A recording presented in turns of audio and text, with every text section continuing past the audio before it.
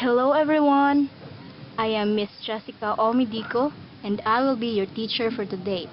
And today we will be discussing about problem solving involving special products and factoring. Whether you like it or not, whether you're going to be a teacher, a policeman, an engineer, a captain, problems are everywhere. People may think that you cannot solve the problem, but with determination and critical thinking skills, you can solve your own problems. Even the best musicians, dancers, have coaching along in order for them to be successful with their career. Same goes with us. We need to be exposed with different problems in order for us to be good at problem solving. So, before we touch with our topic or our discussion, let us first recall the special.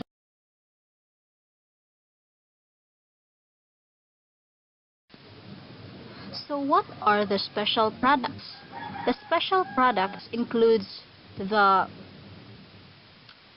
sum and difference of two binomials, the square of two binomials with a positive sign, the square of two binomials with a negative sign, the cube of two binomials with a positive sign, the cube of two binomials with a negative sign, and then multiplying polynomials with 3 terms, and lastly multiplying polynomials with 4 terms. So now let's proceed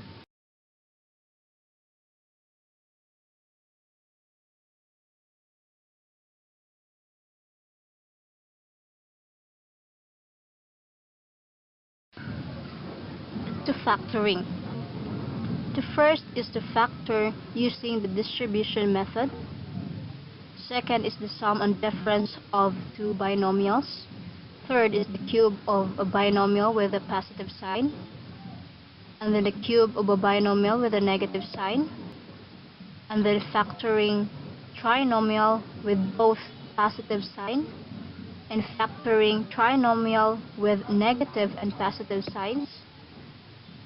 And lastly is factoring the quadratic trinomial. So, you have already recalled what are special products and factoring. Let's now proceed to our problem solving.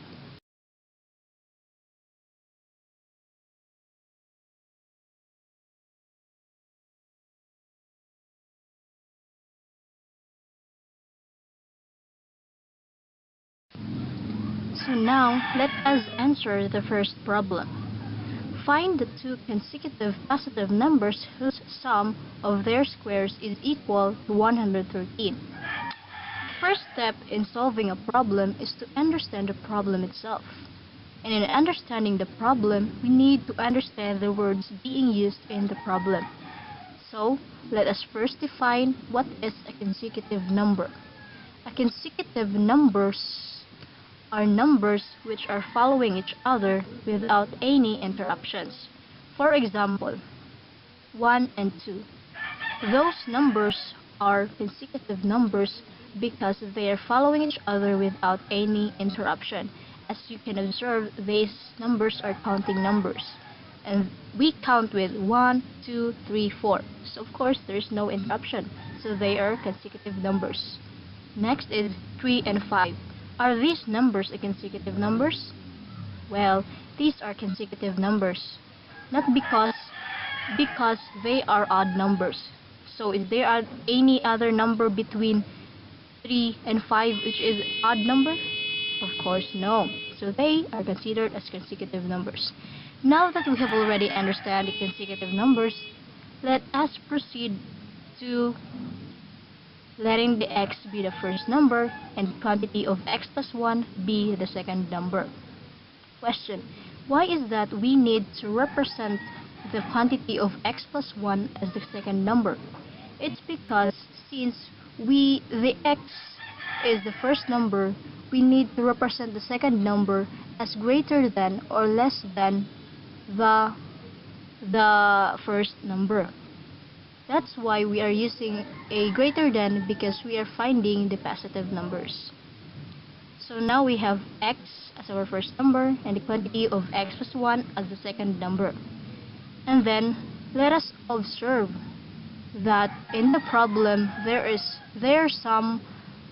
sum of the numbers is equal to 113. So sum denotes addition. That's why we are using addition. And don't forget that in the problem it states that the numbers should be squared. So their squares is equal to 113. Now let's proceed. So x squared plus the quantity of x plus 1 squared. So let's recall your factoring. We have to expand the quantity x plus 1 squared. So that becomes the quantity of x plus 1 and the quantity of x plus 1 is equal to 113. And then x squared plus, in the second expression, we need to use the FOIL method.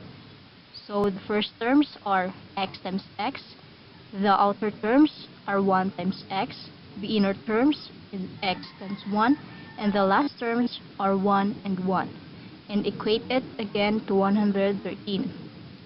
So x squared plus x times x is equal to x squared, x times x is equal to 2x, and then 1 times 1 is equal to 1, and equate it again to 113. So we have x squared plus x squared is equal to 2x squared. 2x plus 1 minus 113 is equal to 113 minus 113. So why did we come up with that kind of idea? It's because we are using the addition property of inequality for the purpose of letting the right side of the equation be equal to 0 by just adding the additive inverse of positive 113, which is negative 113. So we now have 2x squared plus 2x minus 112 is equal to 0. As you can see, there are terms which are the same. So we need to simplify this equation. So we divide it by 2. So 2x divided by 2 is x squared. 2x divided by 2 is x. Negative 112 divided by 2 is negative 56. Equate it again to 0.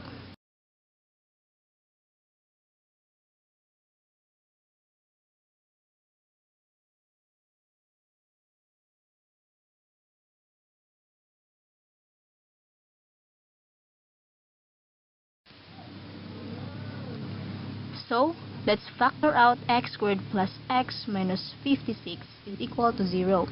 We have the quantity of x plus 8 and the quantity of x minus 7 is equal to 0. Now, why is that so that the factors of x squared plus x minus 56 is the quantity of x plus 8 and the quantity of x minus 7?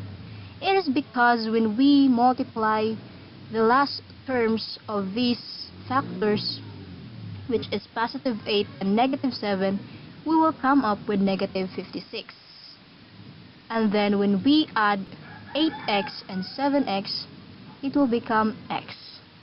So next is to equate both factors into 0. So x plus 8 is equal to 0, and the quantity of x plus minus 7 is equal to 0. Now we can get our value of x, which is x sub 1 is equal to negative 8, and then x sub 2 is equal to positive 7. Since we are trying to get the positive numbers, we will choose the value of x, which is positive, and it is positive 7. So to check if our value of x is correct, let us substitute the value of x to our first equation, which is x squared plus the quantity of x plus 1 squared is equal to 113. So we have 7 squared plus 7 plus 1 squared is equal to 113. So 49 plus 64 is equal to 113. As you can see, both sides of the equations are equal. So our answer for the consecutive numbers is correct, which is the consecutive numbers are 7 and 8.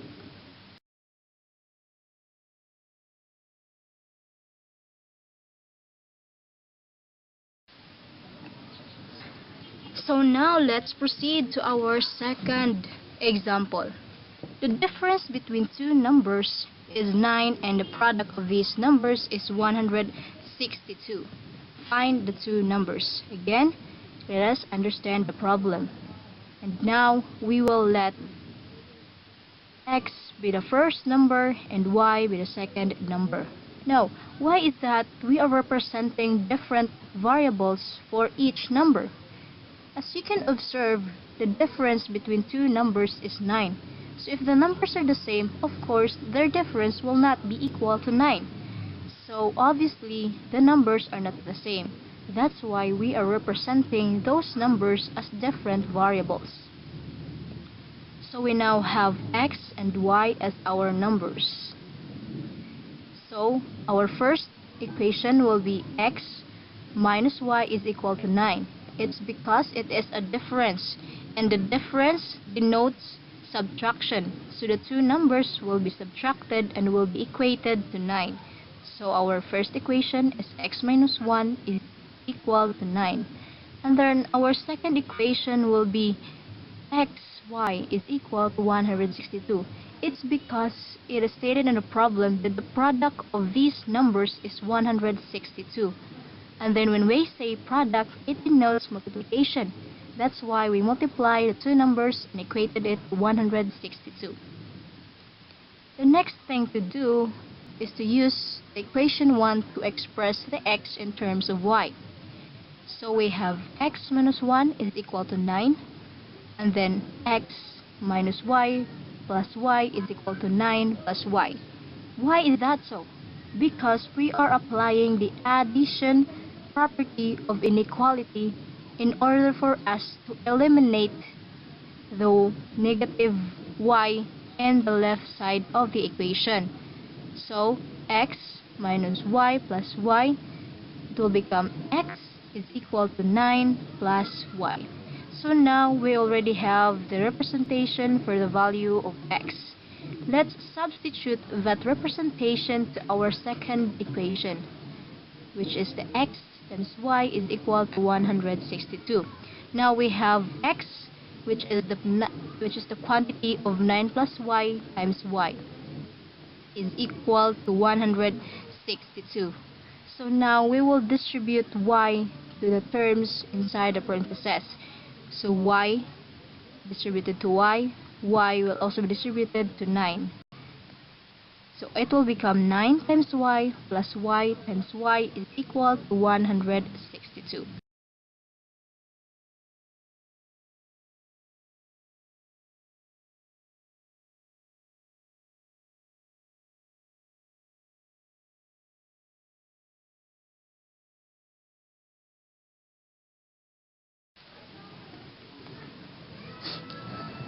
So we have 9 times y is equal to 9y, copy the positive sign, y times y is equal to y squared is equal to 162.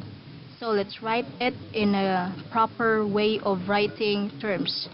So y squared plus 9y is equal to 162. Now we will use again the addition property of inequality for us to make the right side of the equation equal to 0.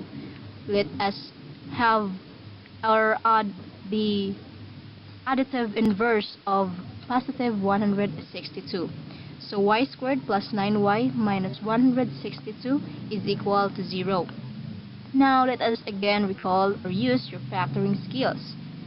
Factor y squared plus 9y minus 162 is equal to 0. The factors are y plus 18 and y minus 9 is equal to 0. Now let us equate both factors to 0. Y plus 8 is equal to 0 and the quantity of y minus 9 is equal to 0. Now we can get the value of our y. Y sub 1 is equal to negative 18 and y sub 2 is equal to 9. So let us have y is equal to 9 as our answers since we are getting the positive number. So to check or to get the value of x, we will substitute the value of y in the equation 1. So our equation 1 is x minus y is equal to 9. So x minus 9 is equal to 9, and then x is equal to 9 plus 9, and then finally we have the value of x, which is positive 18. So our two numbers is positive 9 and positive 18. Let's check if we got it right. Let's substitute the value of x and y to both equations. So we have x minus y is equal to 9, 18 minus 9 is equal to 9, 9 is equal to 9. X times y is equal to 162. 18 times 9 is equal to 162. 162 is equal to 162. As you can see, both of sides of the equations are equal. So our answers for the two numbers, which is 18 and 9, is correct.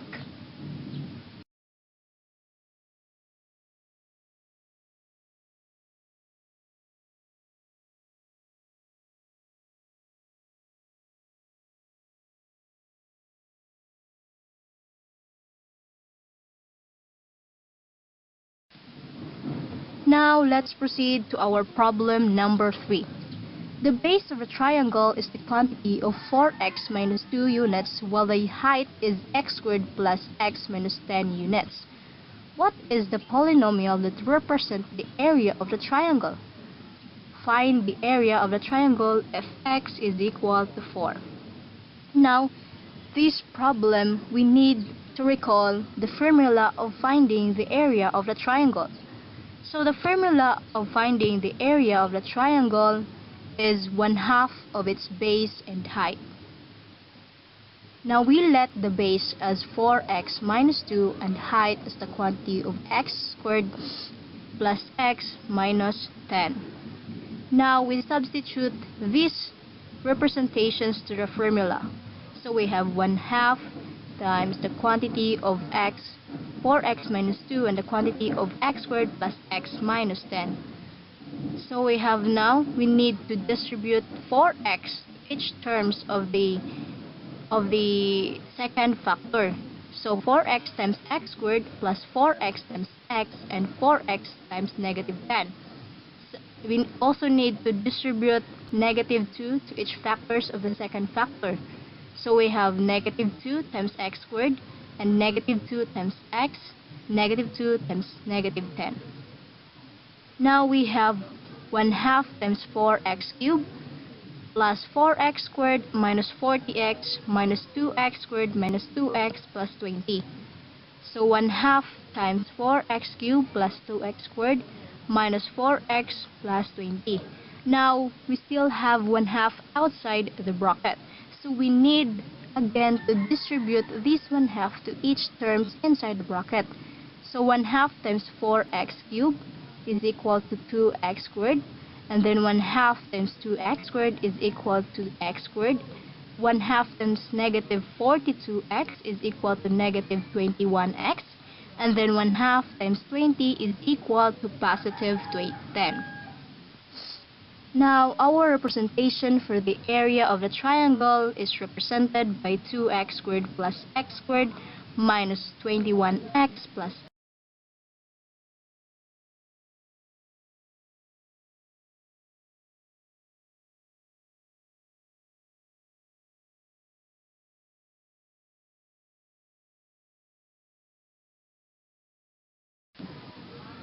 So we will now substitute the x is equal to 4 to our result.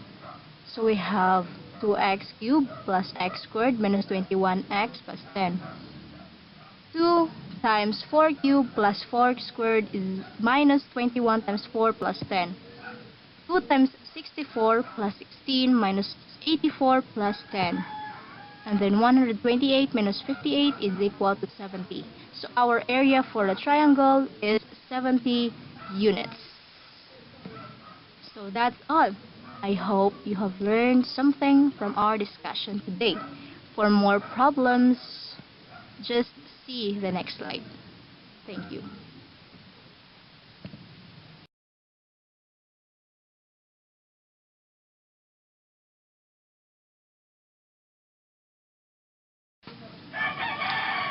So it's the end of our discussion, and thank you for watching. And I hope you have understood something from our lesson today. Thanks.